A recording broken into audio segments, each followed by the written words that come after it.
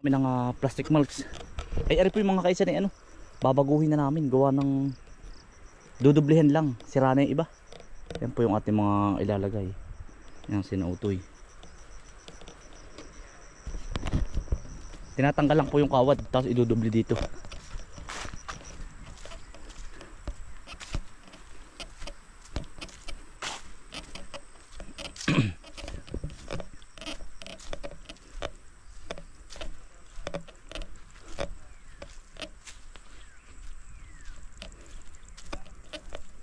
Marami pang kawad ano to eh. Sayang. Yung chicken manure nakadun pa rin ano tamo. Ito pa rin yun ah. Hindi pa rin nawawala. Ang butas naman natin utoy sa gilid. Oo.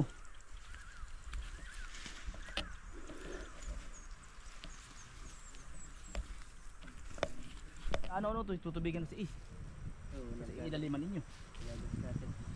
Bukas wala na kami sa bukas ba? Pati oh. Sinabi ko baka bukas dito ano.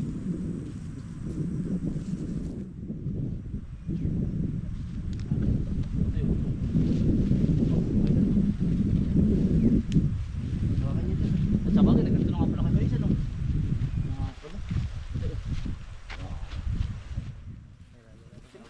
Yan ito kawad.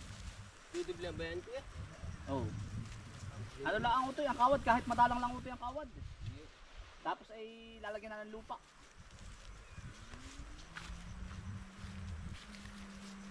Yan ito yung dalawa sa kanito.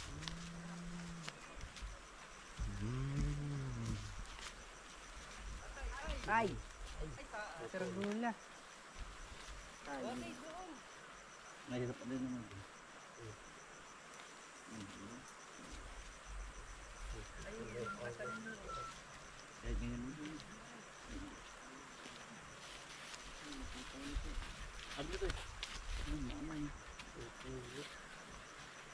Kahit madalang utoy ang ano pala, lalagyan na lang ng lupa utoy. Kahit madalang utoy ang kawad, dito ang kawad dito. Hindi na dito lalagyan. Dito. Dito ito. Kahit madalang. Santay mo na dito kay Kansan. Dito. Lalagyan naman ng lupa.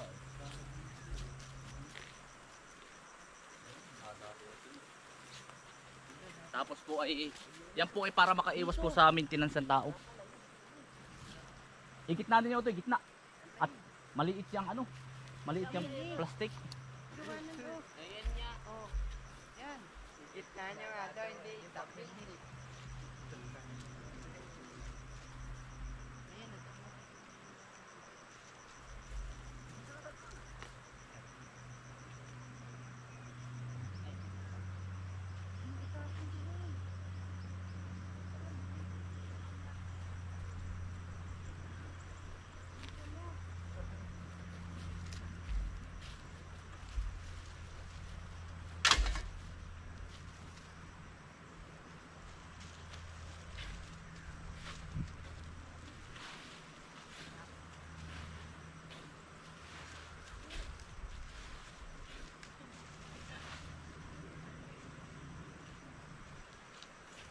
Butas pa na mawa mo na.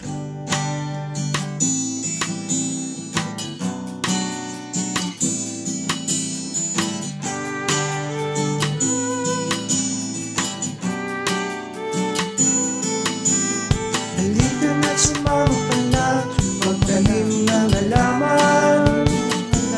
Kasama si Kainsan, kasama si Kainsan. Tayo na't magsaka sa palayan, handa ka na bang lumusong sa putikan? Kasama si Kainsan, kasama si Kainsan. Bumili tayo sa palagisdaan para sa tanghalian, sa kubo ni Kainsan, kasama si Kainsan. Buhay probinsiya'y kay sarap na maranasan, basta kasama si Kainsan.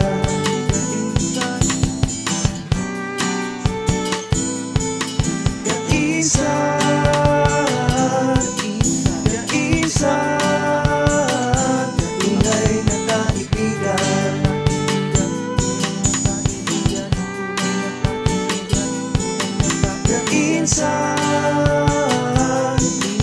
Kainsan, tunay na maaasahan. Ano, kumusta? Nandaga ba kayo? Ha? Ano? Nakahuli kayo? Milky, nakahuli? Ha? At naay na nga po mga kainsan. Kami po ay kakagaling ko lang po sa bukid ay katatapos lang natin magtrabaho. Ngayon po ay alas 3 na. Ay nadinay naman po kami sa simbahan at sinamahan ko ang aking anak. Kami po ni Mrs. At siya po ay sakristan.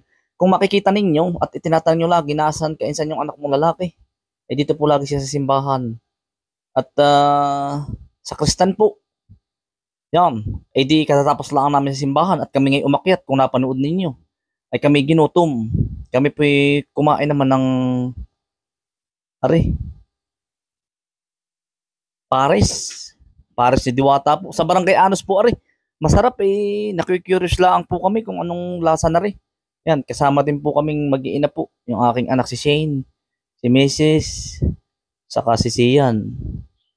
Ay masarap po pala Paris na ayos din.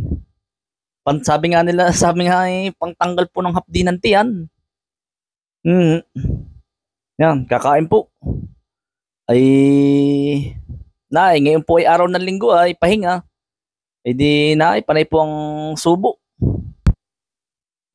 At ang vlog natin ay medyo malungkot. Pero tayo po nakakahinga-hinga na.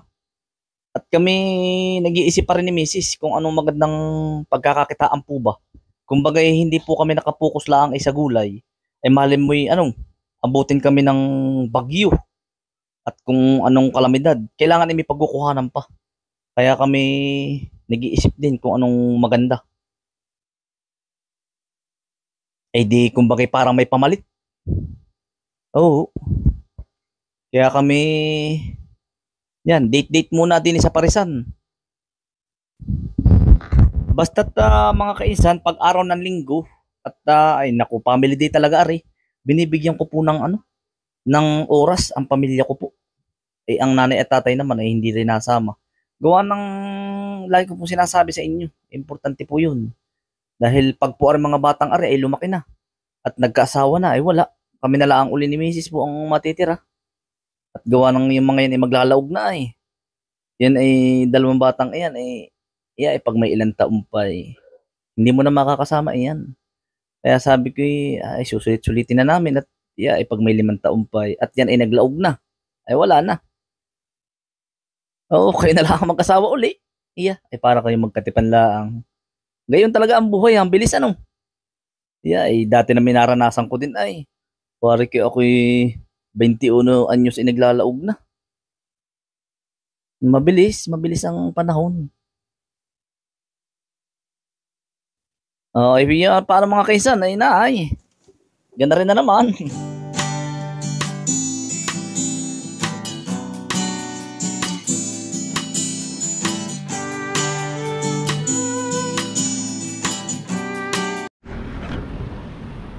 Mga kaisan, dito lang po sa Barangay Anos. Ay kami naku-curious.